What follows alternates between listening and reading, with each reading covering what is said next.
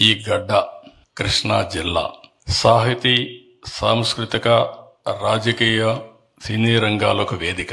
ఈ కృష్ణా తీరం ఎంతో మహానుభావులని అందించిన గడ్డ ఇది. భోగరాజు పట్టాభి సీతారామయ్య గారు, గొట్టిపాటి బ్రహ్మయ్య గారు, చండ్ర రాజేశ్వరరావు గారు, కెఎల్ రావు గారు, మండలి వెంకటకృష్ణారావు గారు. ఇటీవల ఈ రాష్ట్రంలోనే కాదు ప్రపంచానికే తెలుగు జాతిని గుర్తు తెచ్చినటువంటి, గౌరవాన్ని తీసుకొచ్చినటువంటి ఎన్టీ రామారావు గారు కూడా పుట్టిన గడ్డ ఈ కృష్ణా జిల్లా.